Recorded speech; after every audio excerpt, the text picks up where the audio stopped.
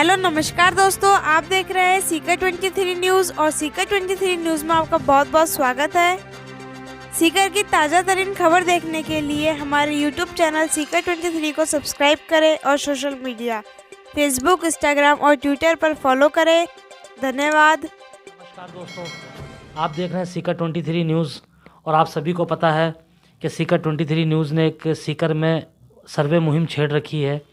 सर्वे मुहिम के दौरान पूरे सीकर के वार्ड 65 का सर्वे हमारी टीम द्वारा किया जा रहा है। आप सभी को रूबरू करवाया जा रहा है कि सीकर के वार्डों में किस किस प्रकार की समस्याएं हैं। वार्डों की जो पार्षद है, पार्षदों से आप सभी को रूबरू करवाया जा रहा है। पार्षदों ने अपने 2 साल के कार्यकाल में किस किस प्रकार के काम करवाए हैं, आने वाले 3 साल में किस किस प्रकार के काम उनको करवाने हैं, वार्ड के स्थानीय लोगों को किस किस प्रकार की सुविधाएं उन्होंने मुहैया करवा रखी है। आम तौर पर देखा गया है कि वार्डों के अंदर सफाई, कचरा, नाली, सड़क, रोड की स्ट्रीट लाइटें, इन्हीं की परेशानियां अधिकतर देखी गई है। उसी के चर्चा के लिए हमारे साथ में मौजूद है मनीष कुमार, वार्ड नंबर 58 से निर्दलीय पार्षद है। इनसे जानेंगे इन्होंने अपने वार्ड नंबर 58 में 2 साल में किस किस प्रकार के विकास कार्य करवाए हैं, आने वाले 3 सालों में किस किस प्रकार के इनको विकास कार्य करवाने हैं और इन्होंने किस पार्टी को अपना समर्थन दिया था, और इनकी जो भी चर्चाएं हैं वो सारी मनीष कुमार से करेंगे। मनीष जी, बहुत बहुत स्वागत है आपका सीकर 23 न्यूज़ में। बहुत बहुत धन्यवाद आपका हमारे से रूबरू होने के लिए। अब हम इस वजह से हमारे वार्ड की जो स्थिति है वो भी प्रशासन के सामने और आम जन तक पहुंचेगी। मैं वार्ड नंबर 58 से पार्षद मनीष कुमार, सीकर में जो सबसे ज़्यादा पिछड़ा हुआ वार्ड है वो हमारा ही वार्ड है। और हालत ये है कि हमारे पास वार्ड में ना तो कोई निकासी की व्यवस्था है और यहाँ के हालात देखेंगे तो बहुत ज़्यादा कोई साफ़ सफाई की अच्छी व्यवस्था नहीं है, और ना गलियों में मेन रास्ते हैं, वहाँ पे रोड है।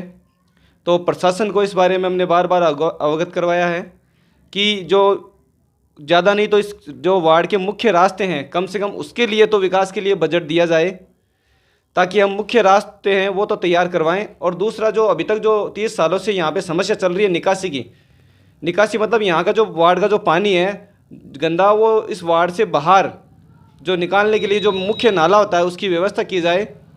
लेकिन जितनी बार भी हमने अवगत करवाया है, प्रशासन की तरफ से सिर्फ आश्वासन मिला है। हमें भी लोगों के बीच जाना होता है, लोगों को नहीं पता है कि आगे से बजट पास होता है नहीं होता, वो सिर्फ पार्षद को जानते हैं और वो अच्छा या बुरा फिर पार्षद को ही बताते हैं।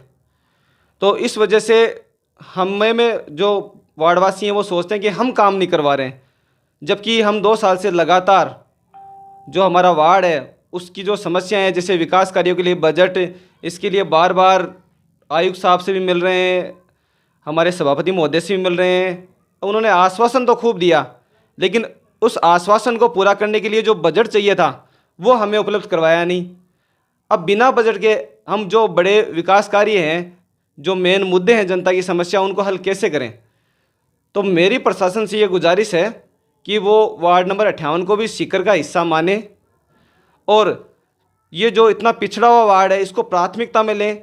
और जो वार्ड है जो विकास कर गए हैं उन्हें शायद इतना विकास कार्यों के लिए पैसे की ज़रूरत नहीं है जितनी हमारे वार्ड को ज़रूरत है।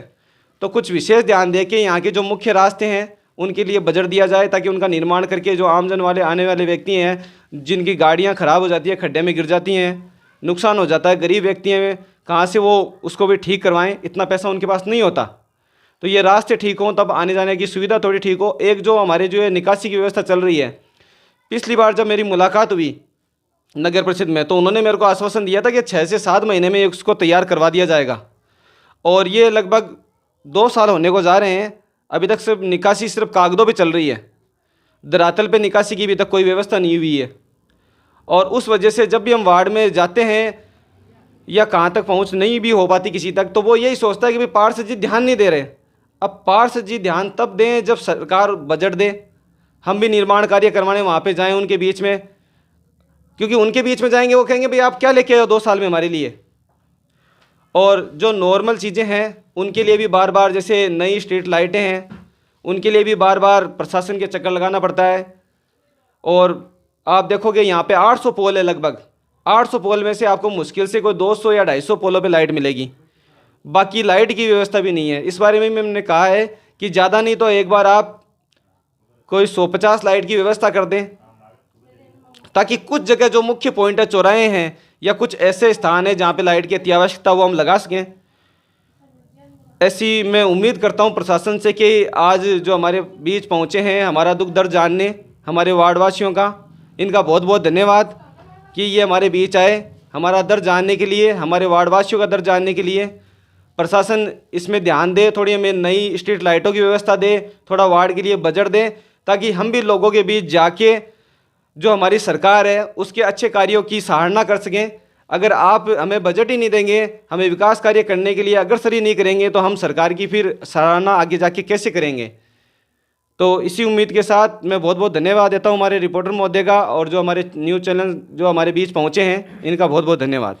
मनीष जी, ये बताइए, जैसे 2 साल का कार्यकाल गुजर चुका है, 2 साल के कार्यकाल में आपने कितना विकास करवाया है या कितना काम करवाया है अपने वार्ड के वार्ड नंबर 58 के लिए? इसमें हमने सबसे पहले संघर्ष किया था कचरे की गाड़ी से, जो पहले अभी तक व्यवस्था नहीं थी, हमारे व्यवस्था कचरे की गाड़ी लगवाई गई है। दूसरा, जो नॉर्मली जो साफ़ सफाई होती है, जहाँ पे भी हमें सूचना मिलती है या जहाँ पे ज़रूरत होती है, हमें मालूम होता है, वहाँ तक हम पहुँच के साफ़ सफाई कराने की करते हैं व्यवस्था। और मैं लोगों से भी कहूँगा कि जहाँ पे साफ़ सफाई हो जाए वहाँ पे दोबारा कचरा ना डालें, क्योंकि अगर आप ऐसे ही डालते रहेंगे तो फिर वो साफ़ सफाई करने का कोई मतलब नहीं रहेगा।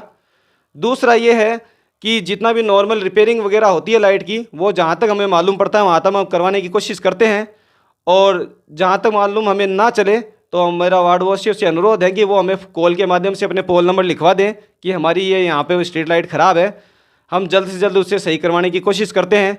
और बाकी जब भी सरकार की तरफ से हमें बड़ा बजट मिलेगा तो हम इनके मुख्य रास्ते सबसे पहले वो सही करवाएंगे, और मेरा प्रयास जारी रहेगा जब तक यहाँ पे निकासी की व्यवस्था नहीं हो जाती है। सर, आपने 2 साल के कार्यकाल में सड़कें डलवाई आपने अपने वार्ड में? कोशिश तो खूब की है, लेकिन सरकार ने बजट नहीं दिया तो सड़कें मैं नहीं बनवा पाया हूँ, क्योंकि सरकार ने उन सड़कों के लिए बजट नहीं दिया। मैंने यहाँ के लगभग मुख्य 5-7 मार्गों के लिए लिख के दिया है कि ज़्यादा भी नहीं तो ये मुख्य मार्ग आप ठीक करवा दें। तो उनके लिए जब भी जाके आए हैं तो बोले टेंडर लगवा देंगे, टेंडर लगवा देंगे। अभी तक तो कोई उन्होंने टेंडर लगवाया नहीं है। कचरे की गाड़ियाँ नियमित रूप से आती है आपके वार्ड में? कचरे की गाड़ी नियमित रूप से आती है, और कभी को प्रॉब्लम हो जाती है, गाड़ी ख़राब हो जाती है, और ख़राब हो जाती है उस चक्कर में वो 5-7 दिन की छुट्टी कर लेते हैं। इस बारे में मैंने काफ़ी बार शिकायत की है, और पिछले जब कुछ ड्राइवर थे तो हो सकता है उन्होंने भी ड्यूटी में थोड़ा ध्यान नहीं दिया, जिस वजह से बीच में प्रॉब्लम आई है। तो जब भी प्रॉब्लम आती है हमारे पास सूचना आती है यहाँ से कि भाई हमारे यहाँ कचरे की गाड़ी नहीं आई 2 दिन से 4 दिन से या नहीं आई है, तो हम तुरंत नगर परिषद में संपर्क करके कारण जानने की कोशिश करते हैं और उसे वापस लगवाते हैं। आने वाले 3 साल में किस तरीके का विकास करना आपको, अगर आपका और नगर परिषद का अगर सिस्टम सही चले तो आपको किस प्रकार का विकास करना है? वार्ड के अंदर किस किस प्रकार की समस्याएं अभी भी बाकी है? मुख्य रूप से मैं तो ऐसा मैं आपको बताना चाहता हूं, जिस तरीके से आप बता रहे हैं कि अपने वार्ड के अंदर आपने अभी 2 साल के पीरियड में कुछ भी नहीं करवाया है, लाइटों की भी समस्या बरकरार है, सड़कें भी टूटी फूटी है, नहीं डली हुई है, कचरा भी बरकरार है, नालियाँ भी बरकरार है, तो आने वाले 3 साल में क्या प्रोग्राम है आपका? मुख्य तो हमारा तो यही लक्ष्य है कि ज़्यादा से ज़्यादा जो स्ट्रीट लाइटें लगवाई जाए नई। दूसरा, यहाँ पे जो कचरे के जो है ना, प्रशासन हमें सहयोग दे जिससे हम अभियान चला सकें। 2-4 दिन 5 दिन का एक लंबा अभियान चले जिसमें एक बार पूरा साफ़ सफाई हो अच्छे से वार्ड की। तीसरा, हम चाहेंगे कि सरकार हमें बजट दे ताकि हम मुख्य रास्ते जल्दी से जल्दी बनवाएं, और निकासी जो उन्होंने कह रखा है और उन्होंने कहा है कि हमने पैसे भी पास किए हैं, तो वो जल्द से जल्द निर्माण कराए ताकि हम ये निकासी की जो हमारे मोहल्ले में गलियों में ये जो पानी इकट्ठा रहता है, इस समस्या से लोगों को निजात मिल सके और उनका जीवन भी सुखी में रहे, ताकि हम उनके बीच जाएं तो सरकार की सराहना करे, लोग हमारी सराहना करें और लोग खुश हों। हम ऐसा चाहते हैं। मनीष जी, अभी जो पीछे देखा गया था कोविड की जो महामारी थी, उस कोविड महामारी में आपने अपने वार्ड के स्थानीय लोगों के लिए किस प्रकार की सुविधाएं मुहैया करवाई थी? जैसे आमतौर पर देखा गया है कि वार्डों के अंदर गरीब तबके के लोग काफ़ी तादाद में होते हैं, उनके लिए आपने किस तरीके की सुविधाएं मुहैया करवाई थी? उनके लिए हमने हमारे स्थानीय स्तर पर सहयोग लेके खुद और जो गरीब बस्तियां हैं, ये जो अपने झोपड़ियां हैं, जो सक्षम लोग नहीं हैं, उनके लिए खाने के पैकेट की व्यवस्था करवाना या उन्हें कोरोना के बारे में जागरूक करना, ऐसा हमने और हमारे जो टीम के जो साथी हैं उन्होंने ऐसा किया था जब तक लॉकडाउन चला था। और अभी भी अगर किसी को ऐसी ज़रूरत होगी तो हम उनका पूरा सहयोग करने की कोशिश करेंगे। वैक्सीनेशन के कैंप कितने लगवाए आपने? आपका वार्ड क्या वैक्सीनेशन मुक्त है? वैक्सीनेशन के कैंप हमने काफ़ी यहाँ पे लगवा चुके हैं। हमारे पास में जो इस्लामिया ये स्कूल पढ़ती है, इसमें भी काफ़ी 4-5 बार कैंप लगवा चुके हैं। हमारे यहाँ पे एक बीच में मदरसा पड़ता है वार्ड के मध्य में, वहाँ पे भी 3-4 बार कैंप लगवा चुके हैं और लगभग लोग जागरूक हैं। और फिर भी कुछ लोग डर की वजह से बचे हुए हैं, तो उन्हें भी हम समझाएंगे कि जल्द से जल्द वैक्सीनेशन करवाएं, ये आपके फ़ायदे का है। मनीष जी, जैसे कि वार्ड नंबर 58 की जनता ने आपको चुना और आपको नगर परिषद तक भेजा है, आप सीकर के जो आला कमान हैं उनको हमारे माध्यम से क्या संदेश देना चाहते हैं? और आपके वार्ड के जो स्थानीय लोग हो वो भी हमारी उन तक भी हमारी वीडियो पहुंचती है, उनको आप क्या संदेश देना चाहते हैं अपने वार्ड के स्थानीय लोगों को? मैं वार्ड नंबर 58 के लोगों को ये संदेश देना चाहता हूँ, वो ये ना समझे कि उनकी मांगों को बिल्कुल ध्यान नहीं दिया जा रहा। उनकी मांगों के लिए हम दिन रात, अधिकारी चाहे वो बड़ा हो छोटा हो, प्रशासन हो, सबसे निरंतर संपर्क में है और जो हमारे मुख्य मुद्दे हैं वो लगातार उठा रहे हैं। दूसरा, प्रशासन को हम ये कहना चाहेंगे कि वो हमारा सहयोग करें।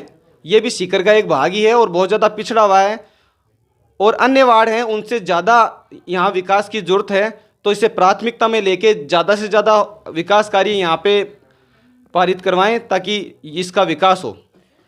मनीष जी, आपको क्या लगता है कि सीकर नगर परिषद द्वारा, जैसे कांग्रेस का बोर्ड है, सीकर नगर परिषद द्वारा आपके साथ में भेदभाव होता है? अभी तक तो देखें 2 साल के कार्यकाल में तो कुछ खास हमारे वार्ड के लिए बजट नहीं दिया गया है, तो इससे जाहिर सी बात है कि एक तरीके से भेदभाव ही हो रहा है। क्योंकि अगर भेदभाव नहीं होता तो सरकार इधर भी थोड़ा ध्यान देती और बजट देती ताकि यहाँ के लोग भी जो है विकास का अनुभव कर पाते। तो ये देखिए, हमारे साथ में मौजूद थे वार्ड नंबर 58 से निर्दलीय पार्षद मनीष कुमार। किस तरीके से बेबाकी से आपके साथ रूबरू हुए हैं, वार्ड की पूरी समस्याएं बताई है कि वार्ड में अभी किसी भी प्रकार का कोई विकास नहीं हुआ है और किसी कारणवश विकास नहीं हो पा रहा है।